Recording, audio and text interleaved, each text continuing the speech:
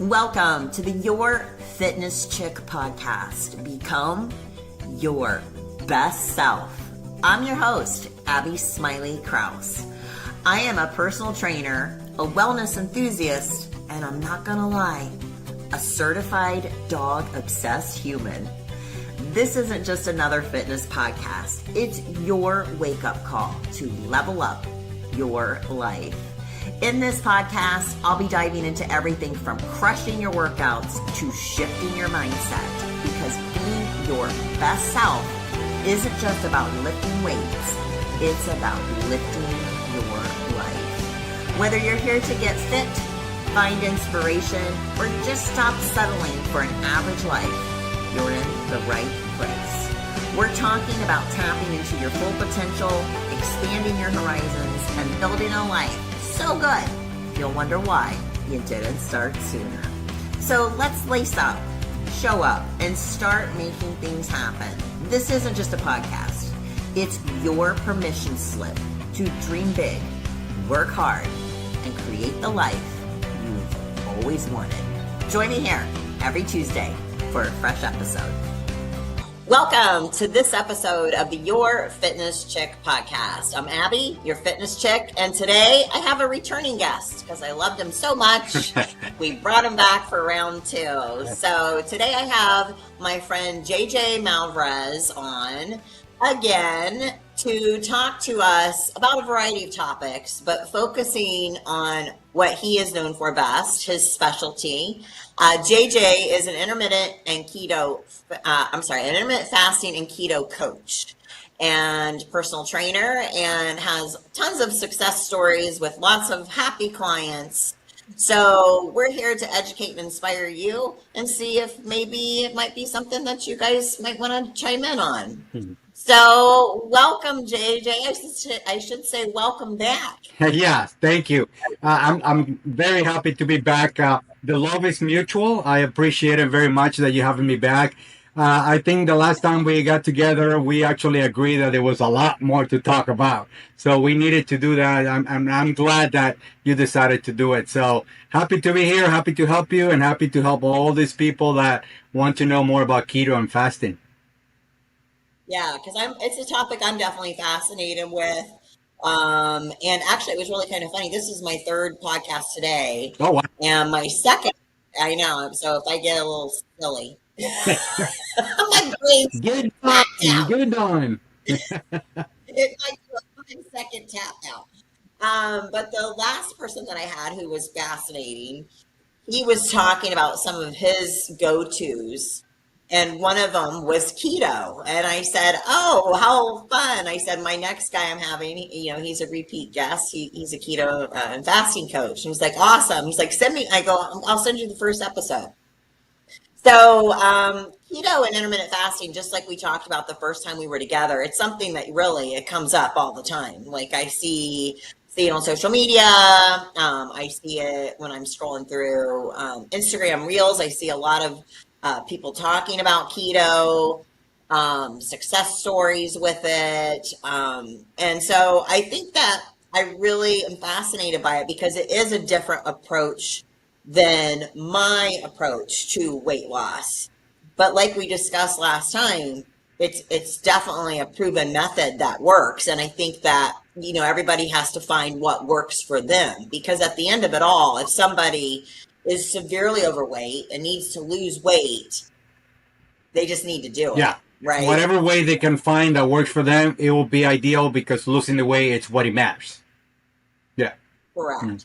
So because I know that not everybody watched the first episode, which if you haven't, I really encourage you to go back into the archives of the Your Fitness Chick podcast and find, I think it was episode 3 or 4, but it's clearly marked keto and intermittent fasting. But why don't you tell the listeners a little bit about your background and how you came into the intermittent fasting and keto world? Yeah. I like to say that my best description of my background is that I used to be fat, very fat. Okay. I'm only 5'9", and I got to the point that I was 230 pounds. But that was about 20 years ago. Yeah, I'm 56 right now. But in any case, I was always the chubby kid. Okay? My mom told me that if I wanted to be a good boy, eat all your food. So obviously, I wanted to please my mother. I ate all my food plus whatever my sister and my brother left, and everything else I could to show my mother that I was a good kid. Guess what? Terrible relationship with food. I grew up with that. There was no way I could leave 1 ounce of food on my plate because that meant I wasn't a good kid. You know how that goes. And I think a lot of people can identify with a situation similar or close to it. And that's what I find with my clients. They have something in their life that provoke this erroneous relationship with food. And that translated through all my life until I became a personal trainer in 2000. And I started working as a personal trainer. Obviously, as a personal trainer, you're not supposed to do any nutrition advice. You're not supposed. You don't even know anything about that. They don't even teach you that. It's all about exercise. But I always had that in me to realize that there was something else other than just exercising. And obviously, every time I had a new client, the first thing they come out of their mouth is like, "I don't like to exercise." So how can I help them if they don't like to exercise? But also, I know that exercise is not the only thing. For a few years, we're talking about 2016, if I remember well. I'm listening to a podcast, and I started to listen to Jason Fung. Dr. Jason Fung, look it up. Fung. Dr. Jason Fung, yes.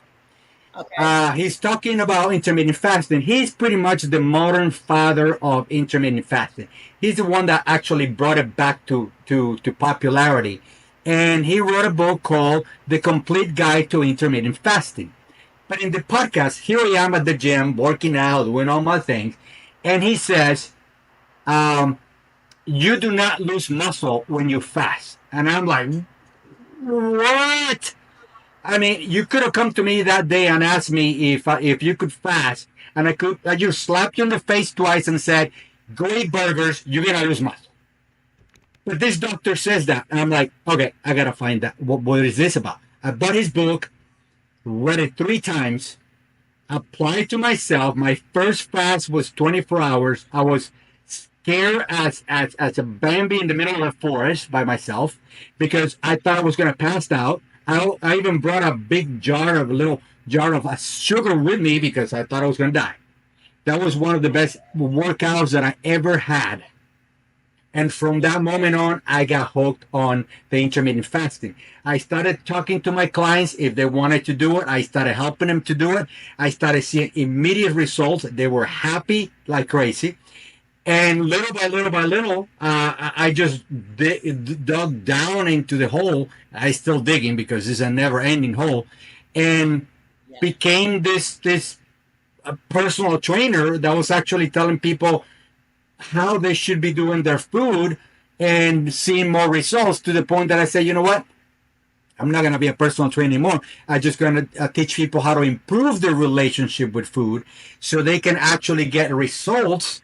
And if they want to exercise, well, that's part of it, okay? But when it comes down to losing weight, you do not need to exercise. Exercise is the greatest thing you can do for yourself, but it's not to lose weight. In fact, the more you exercise, the hungrier you become. So if you're trying to fast, if you're trying to diet, and you do a lot of exercise, you're gonna be hungry. So you better know what you're eating, and that's it. That's physiologically normal, okay? So little by little, I start coming into it. And then I realized that it's not just about fasting, it's how you break the fast. Because if you're going to fast for 2, 3, 4, 5 days, whatever you want fast, and then you break it with a bunch of sugar, flour, potatoes, rice, pasta, you just wasted 5 days of fasting. Okay? So I started putting together what it made sense, which is a ketogenic diet with the fasting, because in the end, the two of them achieve the same thing, which is to put you in a ketogenic state. What is a ketogenic state? Well, you start burning fat, and as a secondary product, your body starts producing ketones. and ketones are very, very useful. It's a very good source of energy for the whole body, but even the brain. The brain loves ketone. So the two will do the same thing separately, but when you put them together, it's a great double punch. And so that's the basis of what I do, along with making sure that you improve your relationship with food. Because one key I want to make sure that people understand here: if you do not improve your relationship, it doesn't matter how much fasting, it doesn't matter how much keto, it doesn't matter how much carnivore, it doesn't matter how much exercise you do, you're going to stay where you are. Because relationships are like any other. You can either improve them or get rid of them. Well, you cannot get rid of food. You can only improve it. And so you have to improve the relationship with food. And I utilize keto and fasting as the tools to help you improve that relationship. So that was a power-packed info right there. So there's a couple things I want to go back to. Okay. So the thing with me with fasting, because I have researched a lot of it. Do I know everything? No. Do I know as much as you? Most certainly not. But the thing that I start to question is this: if people go on extended fasts, they're going to lose muscle. They're inevitably they're going to lose muscle, because I know, especially these longer fasts that people do, weight loss and fat loss are two different things. And the concern that I get into doing what I do, and this is why I don't think that long duration fasting would be a solution for me. I know that when you fast, you get an improvement in testosterone. I know you get an improvement in your growth hormone. That's why I like to go to bed early, because I know that's also another place where your growth hormones take place. But if you go on a 4 or 5 day plus fast, eventually, or educate me on this, isn't your body going to start depending upon some of that lean mass as a source of energy? No. Very simple. There is only two real sources of energy in the body: fat and glucose. Okay? Glucose, the amount of glucose in your body to be used as energy, it's depending on the person, maybe an hour. Okay? That's all you got. That's why you see marathon runners, sipping on gels or drinks or something with sugar after an hour or so, because they're already depleted. Okay? Now it comes fat. Why is it that the body stores fat? Well, why is it that we get fat? Because we are saving energy for the future.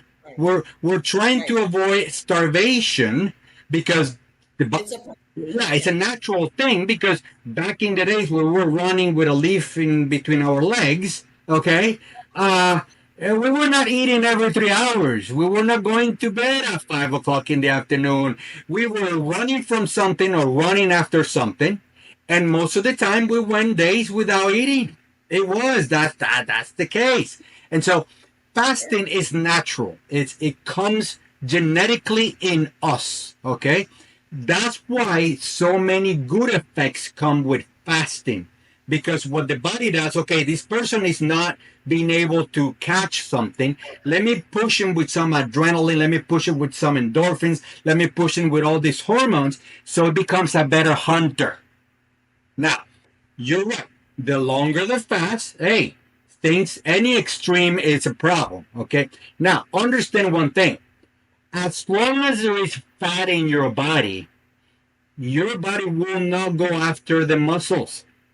Because not only it doesn't want to, not only it's difficult, not only understands that if it does that, it's going to just weaken the body. But why would I go after a protein when I still have fat? So there's a difference between fasting and starvation. Starvation happens once you don't have any more fat. You're going to start burning other tissues. Obviously, it'll be muscle. Okay? But as long as it's fat, and trust me, we all have a lot of fat on us. Okay? It's not going to happen. Now, what happens is this. A lot of people, because they eat a little, they fast, they're eating less, they become a little too sedentary. And so if muscles don't have a stimulus of any kind, obviously muscles go back. Your body's very smart about dealing with energy. And if there is something that is demanding energy, but it's not being used, why would I keep giving it energy? I'm wasting it. So if you have a bunch of muscle, but you're not using it, but they're demanding energy, your body's going to go, you know what? Let's take this down because we're not using it. Let's save this energy for something else. Okay? So understand that, like I said before, exercise is not necessarily for losing weight, but it's necessary to keep your muscles. So if you do a fast correctly, if you keep well hydrated, you're going to have all the energy you have to work out as hard as you can while you're fasting. There is no reason for you not to have all the energy that you need to do your normal workout. And so by doing that, you guarantee to keep your muscles. Will you grow? No, because there is no protein coming in, obviously. I mean, in order to build muscle, you have to have protein. There is autophagy in the process of fasting, which is the recycling of tissues and taking what's bad and putting it into new ones. Yes, but that's not a process that supports growth. Okay? And so, yeah, even though you will not grow, you will not lose or lose much less if you stay active while you fast. I hope that answers that question. Yeah, that does make sense. But also, I know, with exercise, definitely that helps, and I understand that. Thank you. But with exercise, for me, what I tend to understand, or what I know actually, is that when you work out and you build more lean mass, your metabolic rate becomes better. So essentially, that's the backdoor approach to losing weight, right? Okay, let's establish here. What do you mean by your metabolic rate becoming better? Because based on applying that, the way you said it, the more you exercise, the better it becomes. When is where is the limit? What does it mean becomes better? You see what I'm saying? Well, because it takes more caloric intake, it takes more for the body to burn when you have more lean mass. So when you're building on a structure that has more lean mass to it, your metabolic rate ascends. So like if my basal metabolic rate now, if I'm sedentary and I don't move a muscle to keep my lights on and to just keep my body functioning, I would say my basal metabolic rate's probably 14, 15. I got what you're saying. Okay. Yes, obviously, Right? the more lean tissue you have, the higher metabolic rate will be. Correct. Right. So I'm not saying I disagree with what you're saying. I just don't want people to get confused with what you're saying. So I always say you should exercise and then you should decide what kind of caloric deficit you're going to go into. And if that caloric deficit is through dieting, which I hate that word, okay? Yeah. Or is it through restricted eating? Yeah. Okay.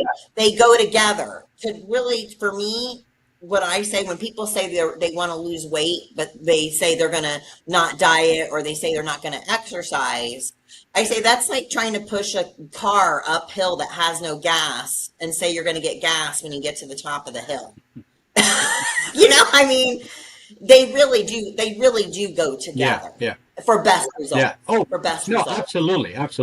And all my clients ask me, well, can I exercise? I said, well, not only you can, but I encourage it. But that doesn't mean that if you don't, you will not lose the weight. Okay? Correct. And to me... I just wanted to clarify, because I know the way that I teach my people, they're going to be going, wait, what?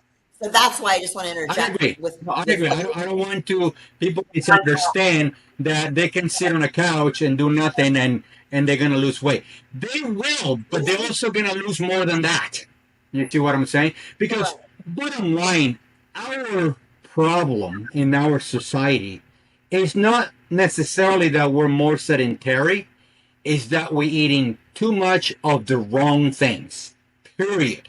Okay? Because in reality, if you look at nature, humans are always looking to do everything the easiest way. We're lazy by nature. Why? Because we're always trying to save energy. Why? Because it's not easy to get energy in nature. Okay? So we're always trying to do the least possible. That's normal. Okay? So the problem is that we have a endless supply of garbage that we can eat, and we don't have to do anything to go get it. They just open the refrigerator and boom, you got whatever you want. And so that's the imbalance right there. And so obviously, becoming active helps to the whole process. But in the end, if you don't improve the relationship with food, I mean, there's nobody I admire more than bodybuilders.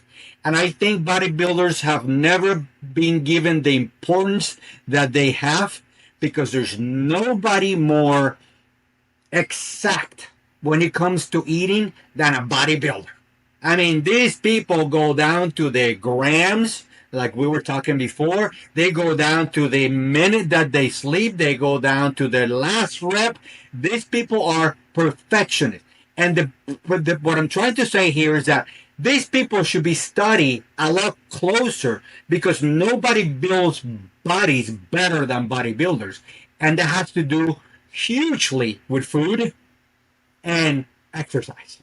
Okay? Now, not everybody wants to be a bodybuilder, and that's what I always say. But the principles behind it are there.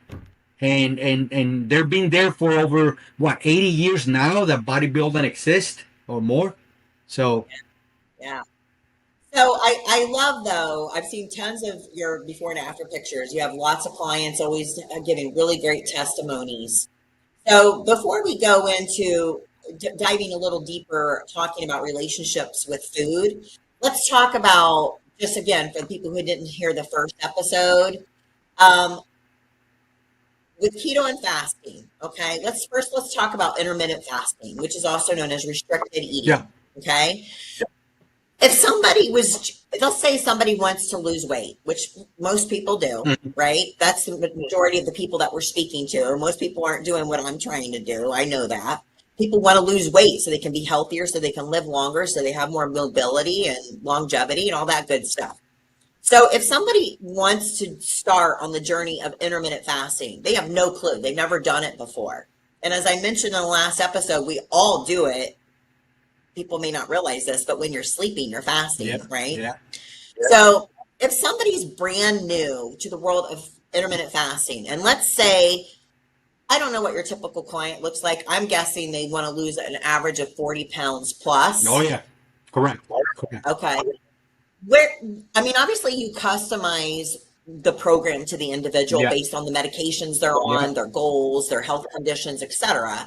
But on an average person, what does the fasting schedule look like? Do you like to do a 16-8? Do you like to do a full day? Let's go 2-3 days hardcore, see what you got? Or what do you recommend? What does that look like for a person who wants to start and doesn't know what? That's a great question, because whatever they decide to do dictates, in my experience, the one that is going to be successful and the one that is not. Not always, but it happens.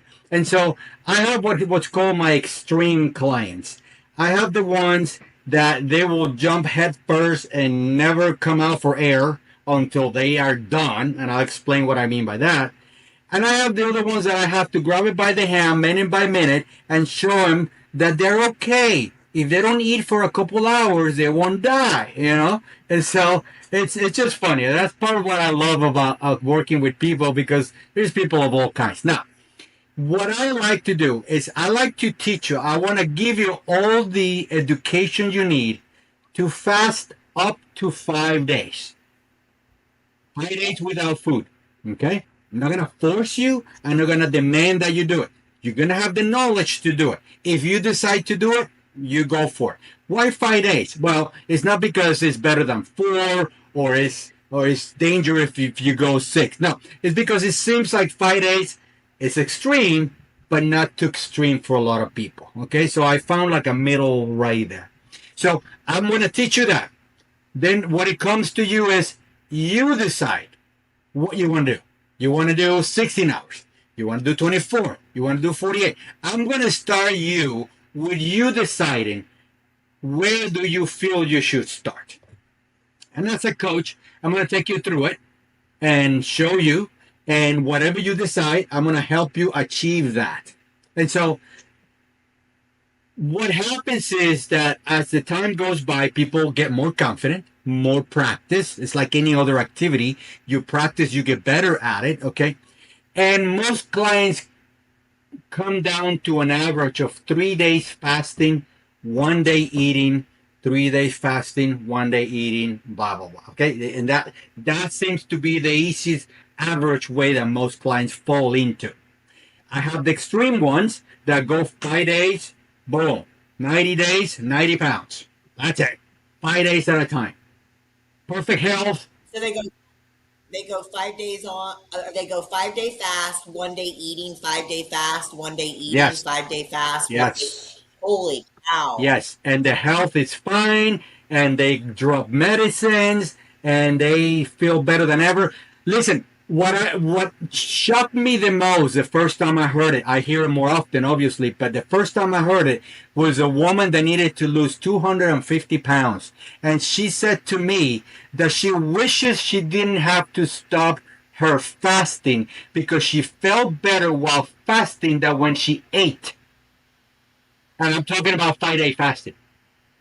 She wanted to keep going. I said, listen, I know what you're saying, but let's not go to extremes, okay? I think this pace is fine. If you are healthy, you're feeling well fasting with 5 days, let's continue that. Let's not go too far.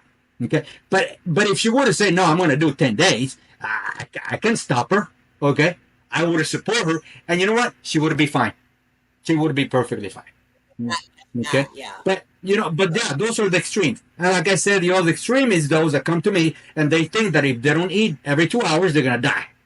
And so I have to hold them by the hand. You know? Well, I used to be there. I used to be there. I used to promote that. I used to promote, 3 meals, 3 snacking, blah, blah, blah. Otherwise, no. So yeah, it was a big transformation for me mentally and physiologically, because that's another part of this process. First, your mind. For 45 years, I was told not to eat fat. And to me, eat fat was a sin. And so to enter the ketogenic diet realm was really hard for me psychologically, but also physiologically, because my body wasn't ready to start processing all the fat that you eat when you enter that process. Your bile, if you don't use it, it stops producing bile or produces very little. All of a sudden, you put a bar of butter in your system, and your bile is like, whoa, what is this? Now, this is going down the same way it came in. Okay?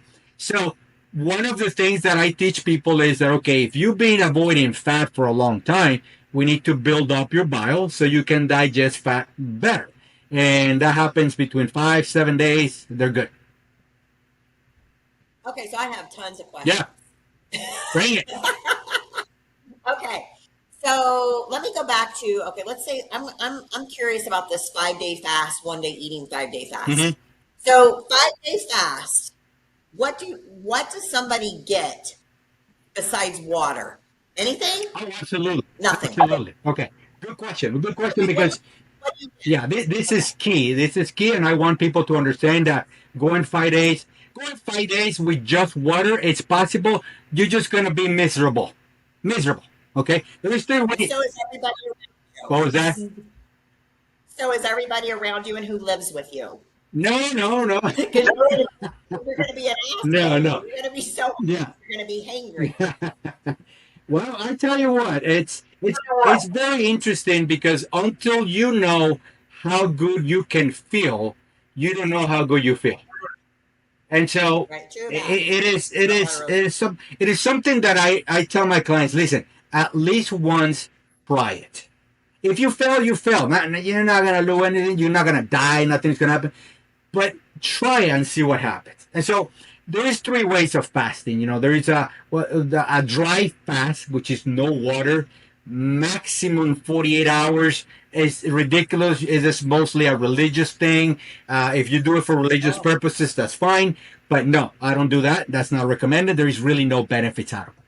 Then you got just water fast, which is perfectly fine, but you're going to be bed bound.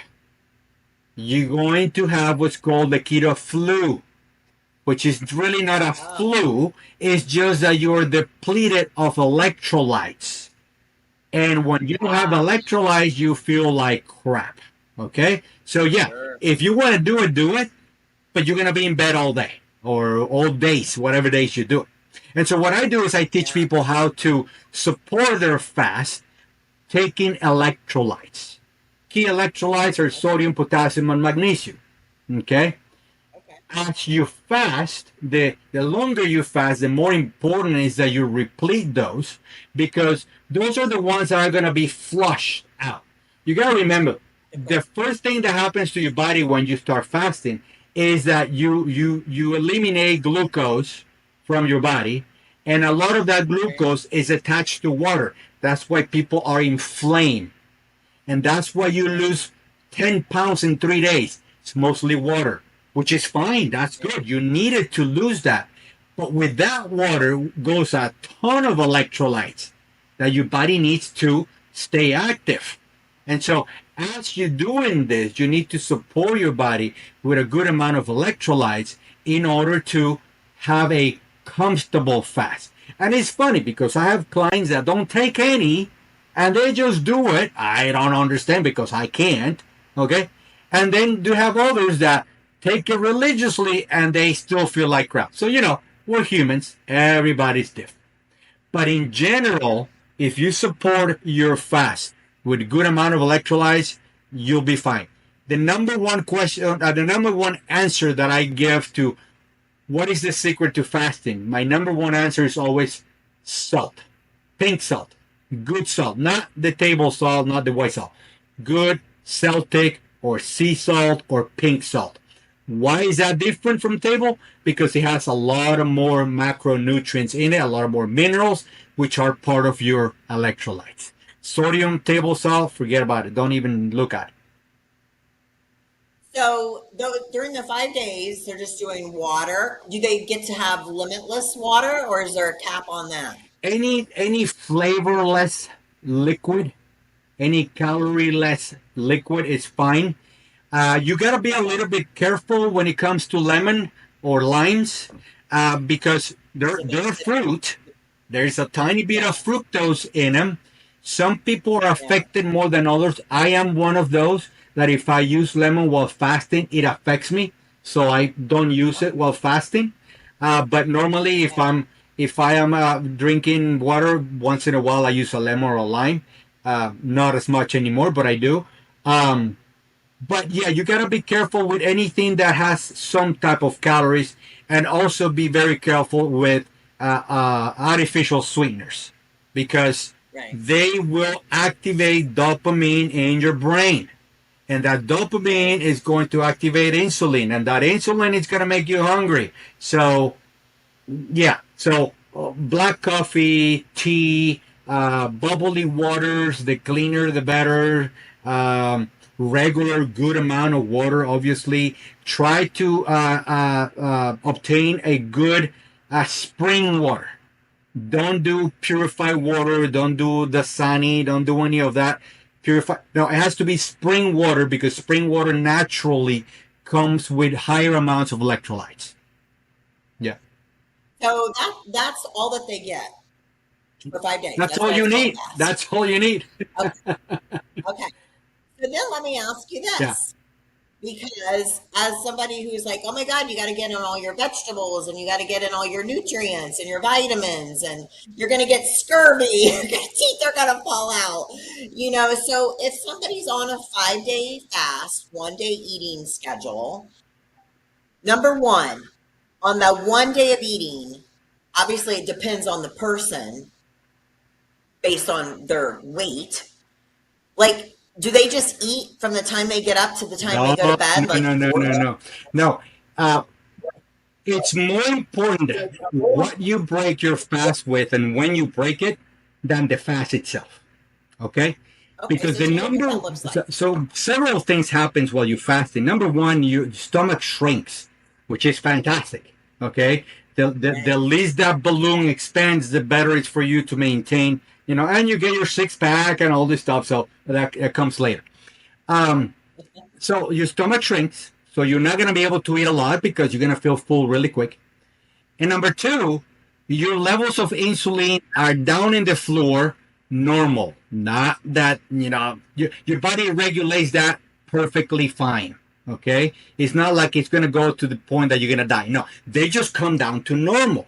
And what you want to do is make sure you don't spike them like crazy again. Okay, which is the key of having intermittent fasting and keto together. Fasting puts you in the state of ketosis. Keto will maintain it. So then after you eat, you can go back to fast and still be in ketosis. That's why you put the two and two together. So how do you break a fast? Well, you got to be very gentle with your body because now you're going to restart that machinery again. And obviously, the longer the fast, the more it's going to take for that machine to start again. And so the easiest way usually that I recommend, it's a cup of broth. If you make it yourself, it's better, with 1 or 2 boiled eggs. Put that down, wait a half an hour. Everything should be fine. There are some cases, that happens to me maybe. I have to interrupt you for 1 second. Yeah. That would be the best freaking tasting cup of broth and 2 boiled eggs that you ever had. Yeah. It is. And make sure you put a little bit of salt on both. So, yeah. Oh, It is. God, you'll feel like you just But died. you'll be surprised.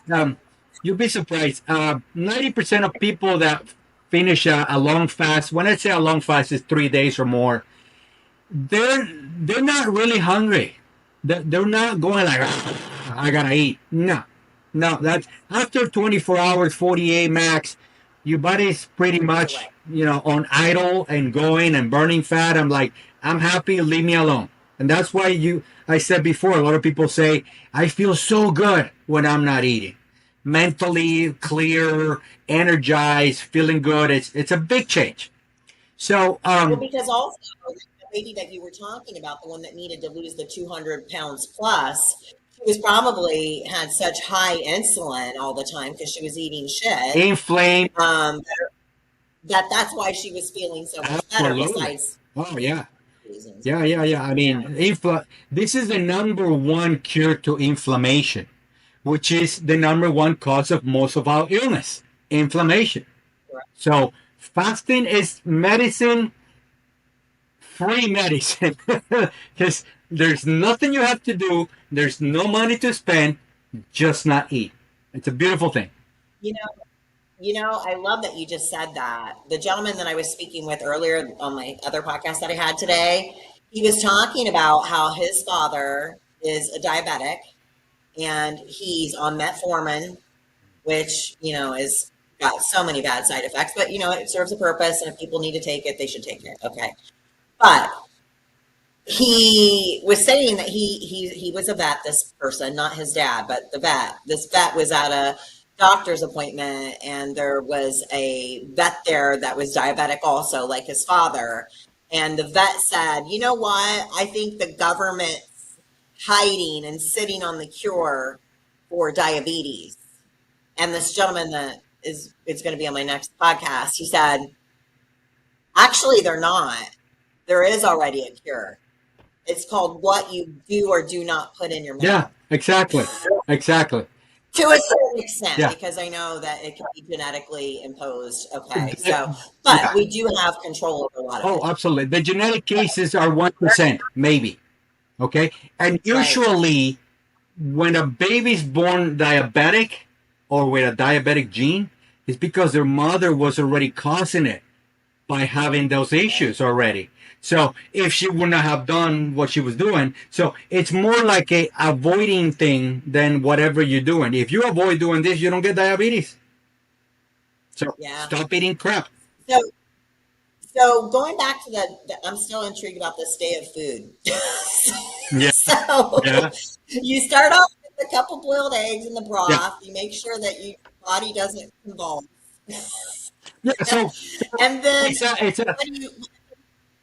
go ahead. What do you eat the rest of that day? Yeah. And how are you ensuring that you're getting enough vitamins and nutrients for your body? Okay. So it's a test run to see how your body reacts. Like I said, some people might have a little diarrhea. Most people don't. I have had cases where I do. I have cases where I don't. It depends on what the body is trying to do. So after about half an hour, if you feel well, then you will have a regular keto meal. Okay? And so I like to explain to people that keto is not about fat. Keto is about low carbs. The lower the carbs, the better. Okay?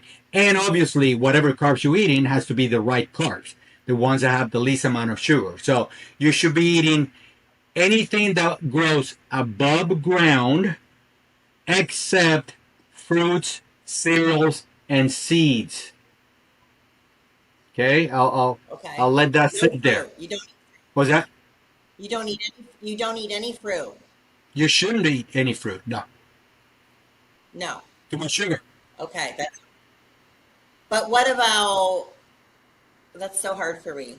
What about like watermelon and bananas and any kind of berries that are considered to be lower in sugar? Berries.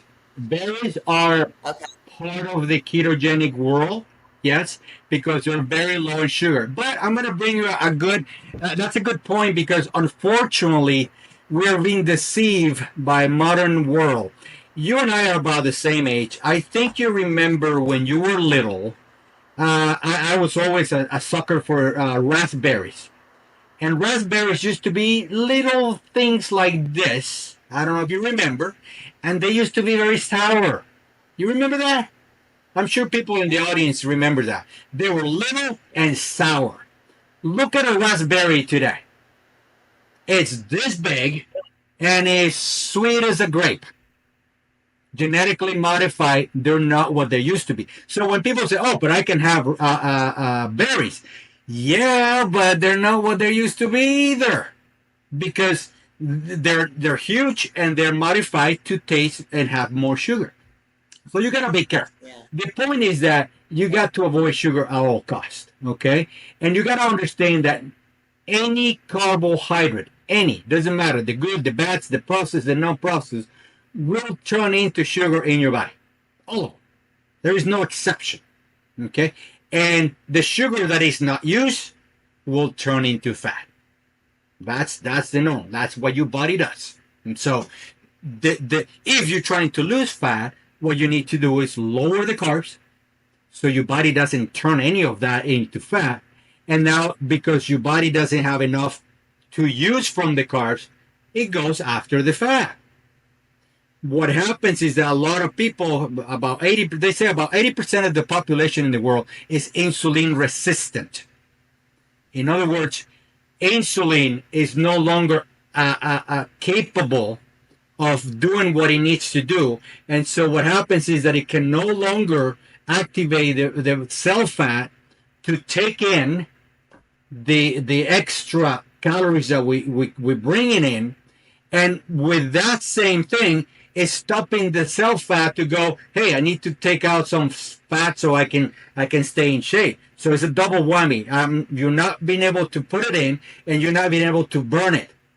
That's why the ketogenic diet and the fasting is so important, because as soon as I lower the insulin to normal levels, now the fat cells are going, oh, now I can burn fat here. Take it. The body wants to get rid of that, but if the levels of insulin are high, no fat is burned. Understand that. Every time you eat carbohydrates, you spike your insulin. Every time you spike your insulin, you're not burning fat. Period. As simple as that. It's simple, but it's not complicated. It's simple, but it's not easy to do. And I want to remind you that I was there. I'm not talking just because I learned this from a book. I used to be a fatso. I'm sorry, I'm not trying to insult anybody. I was, okay? I used to eat all this stuff. I used to eat donuts, fruits. I used to follow the diet. Oh, all your vegetables, your fruit, blah, blah, blah. And I still couldn't get it. It took me this long, about 6 years ago, to understand fasting, ketogenic diet. Carbohydrates are not essentially necessary for the body.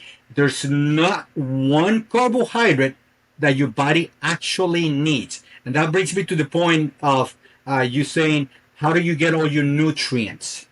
Okay. Well, we have been told to believe that all the nutrients that we need, all the vitamins, it's from the colorful vegetables and all this stuff. Well, when was the last time you saw a lion eating colorful stuff? Fruits, What does a lion I eat? don't hang out with lions. I'm kind of scared of them. Well, that's a good thing. That's a good fear that you should keep. But I get what you're saying. yeah, these mono eaters, okay, these animals or beings that eat just one thing, how do they survive? Because based on what we think, they should be having other stuff in order to get all their nutrients. And somebody says, well, they have different digestive system. No, they don't. The felines, the dogs, the wolf, their digestive system is very similar to ours. In fact, back in the days, we used to do a lot of testing and a lot of research on dogs until we got smarter and we said, well, dogs are too pretty, stop using them for that. And the reason we used to do them is because their digestive system is very, very similar to ours. And they are carnivores, 100% carnivores. Okay? And so what we're discovering is that the least carbs you eat, for example, to bring up the scurvy and the vitamin C part. First of all, there is vitamin C in beef. It's just not in the amounts that we think. And number two, the least carbohydrates you eat, the least demand for the body to need vitamin C. You need vitamin C because you're eating carbohydrates. And, don't take my word for it. There's plenty of research out there. There's plenty of documents out there talking about, and that's what I read. That's what I do. I never thought that I was going to be reading medical papers and such, but I've gotten to the point that I love that stuff because it's so interesting. And so, yeah, I'm going to go to my extreme. Okay. There is no need for carbohydrates. If a client tells me, I don't like carbohydrates, I don't want to eat any, I don't want to eat any vegetables, I go like, fantastic, go carnivore, buddy. That's the best thing you can do. If someone comes to me and says, I miss my carbohydrates, I mean my vegetables, can I eat some vegetables? Fine, as long as you keep it, down.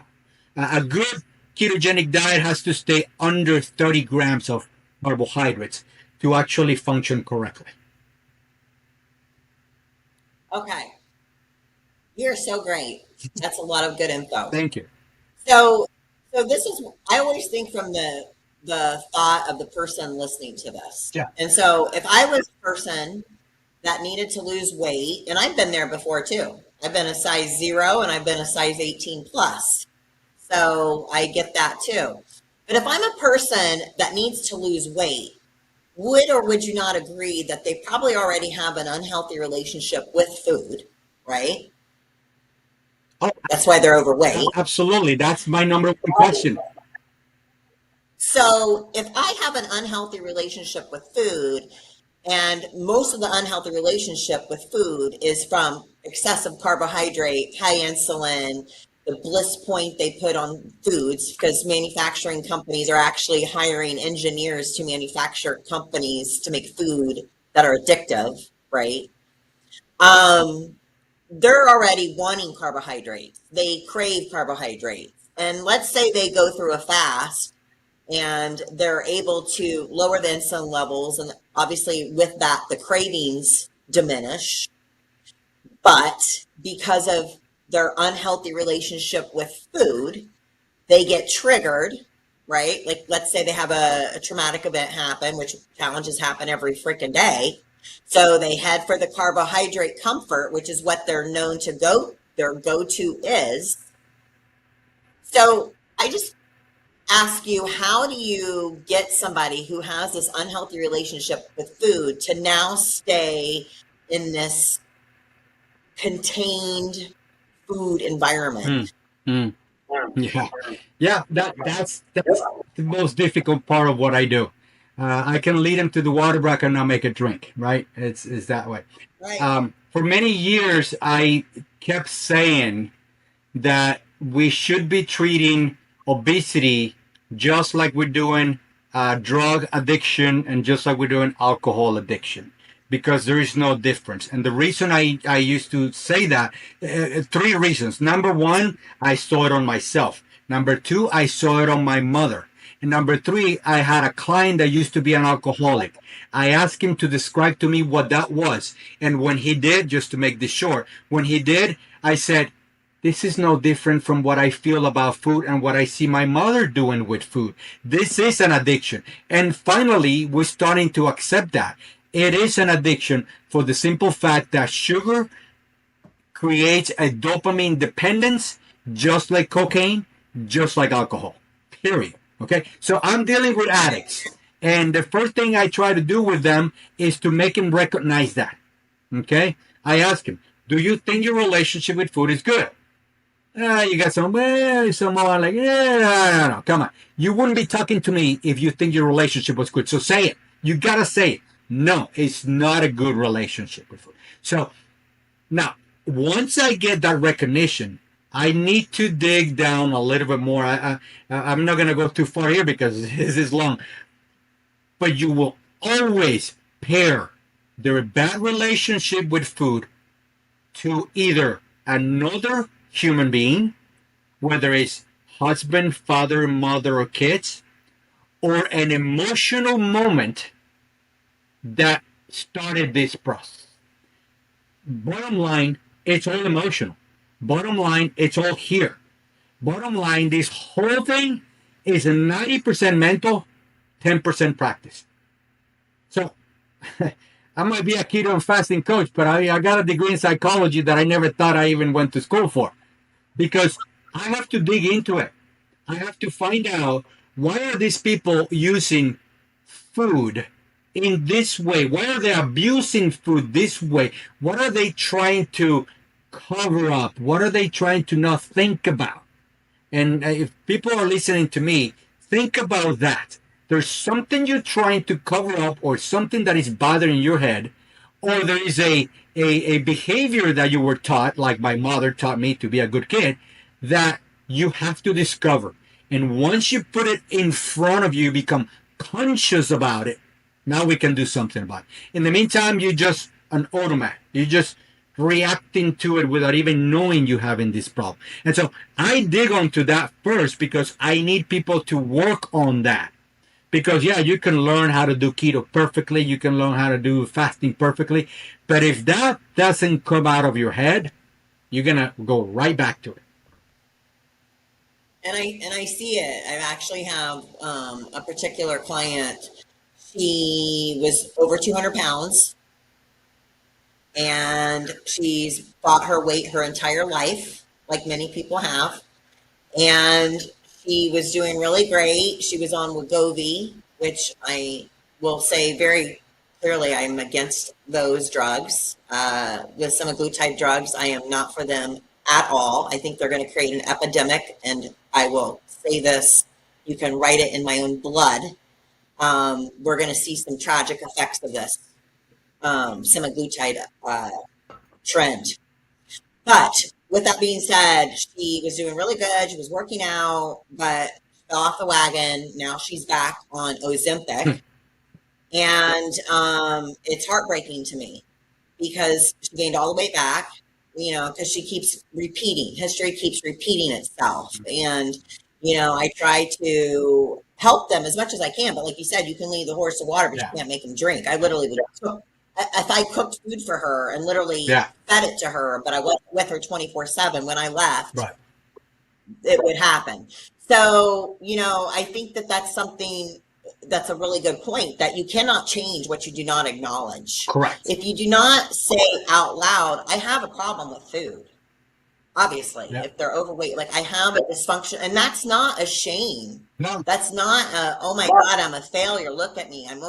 It's a proud, courageous first step into recovery and taking control. Mm-hmm. And taking control back and getting the life that you deserve, right? Yeah.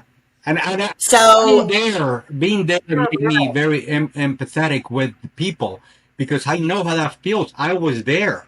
And so I know how hard it is. And even now, my kryptonite is bread. You put bread on me and I go, take it away, because it is that strong. But, I have a lot more control now that I know it's not good for me. Now that I know that it can be dangerous, at least one thing I do is I don't buy it. I don't bring it home.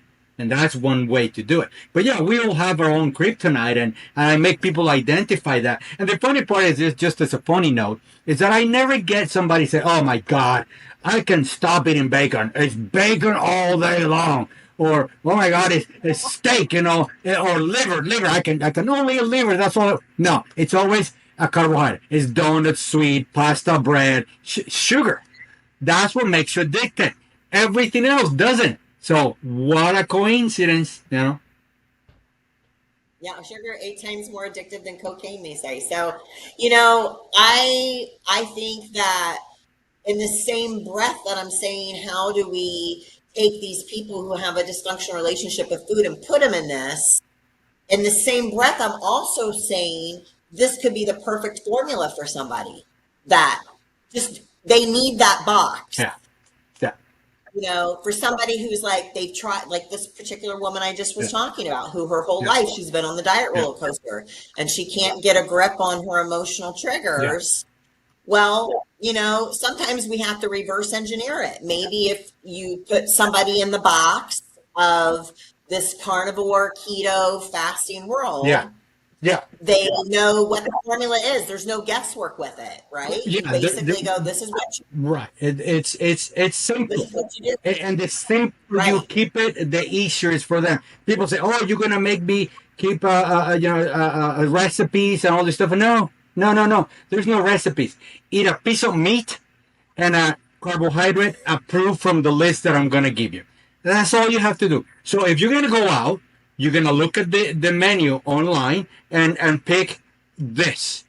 Or as soon as you get to the restaurant, you tell them no bread. Don't bring it to the table, and bring me a piece of chicken with broccoli.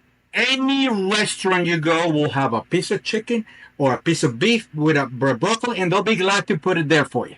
So there is no excuses. Okay, it's our choices whether we go out and order the right thing or not. And I want to get to the point where people lose importance to food. Not that you hate food. There's no point of hating food. But where food is not as important to you. I want you to be the boss of food, not food the boss of you. Right now, people are being bossed around by food. Everywhere you see it. Everywhere. And so, no, it's got to be reversed. You boss food around. You tell food who you are and when you're going to eat it. And you're also going to tell food, you know what? I'm not going to eat you because you're bad for me. It sounds childish, but that's the way it is. And that's a form of self-respect and self-love. The biggest form of self-respect and self-love is taking care of your body. Right. And I know that the people who get excited about food, I get excited about food too. I mean, not like how I used to, honestly, but that's because I don't look at food as my source of happiness. It's not fun. It's not right? fun. Because now I'm actually just a truly happy person. Right.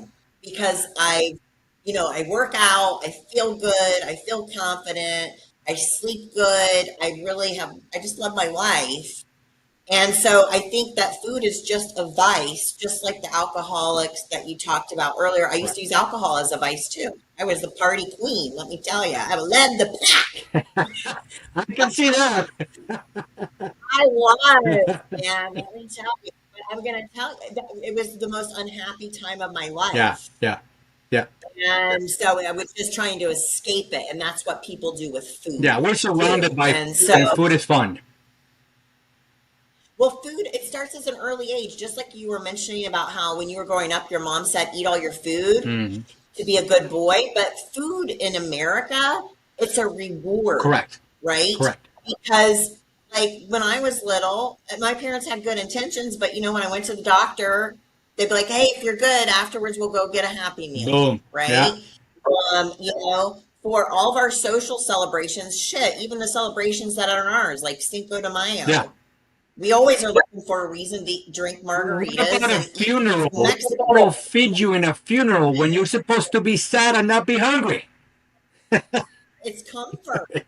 It's comfort. Yeah.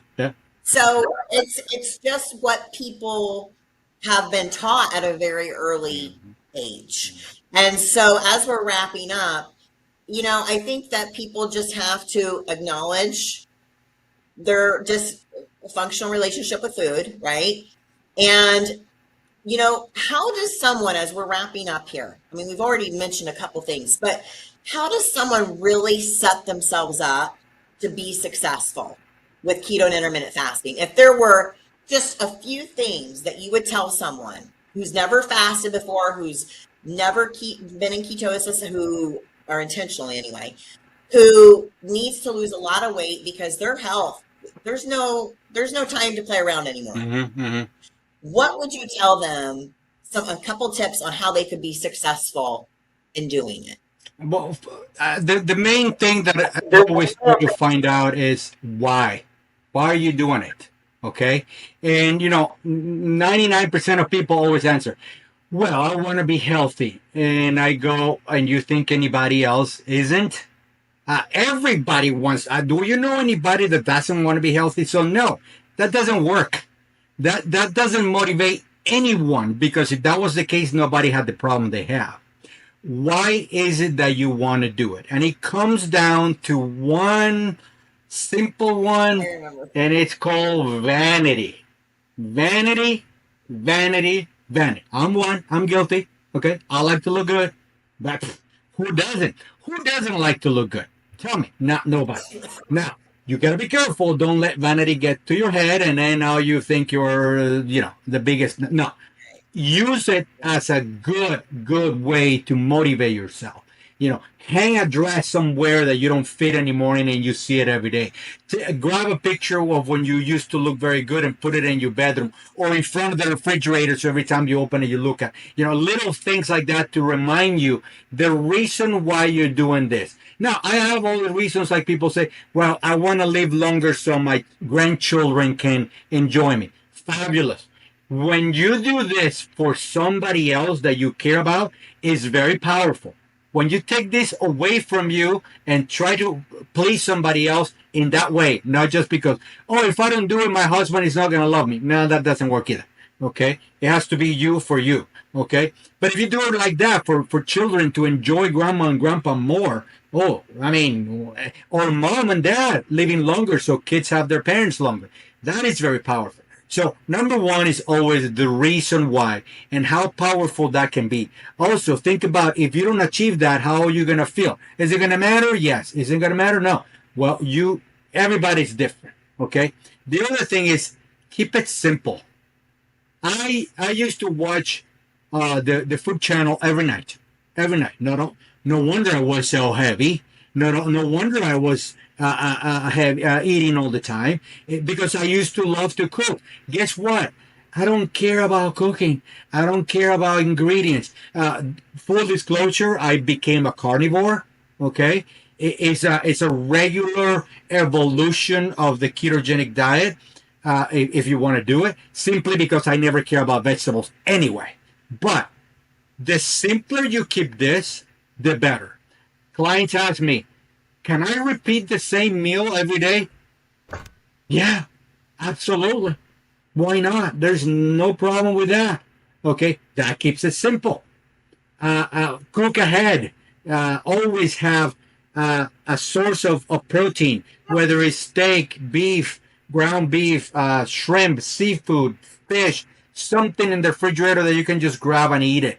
Okay, take the least amount of time in the kitchen as possible, because that's the place where you get in trouble. And obviously, whatever you're not supposed to eat, don't bring it home.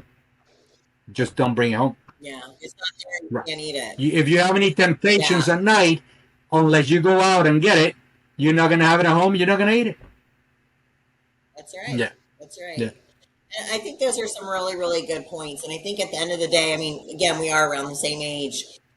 For me, I I get little messages from the universe all the time that, anytime, like today, I totally did not want to go to the gym. I love the gym. I have so much to do. I'm tired. I'm like, freak. I'm training 6 days a week now. I just didn't want to go. I didn't want to go.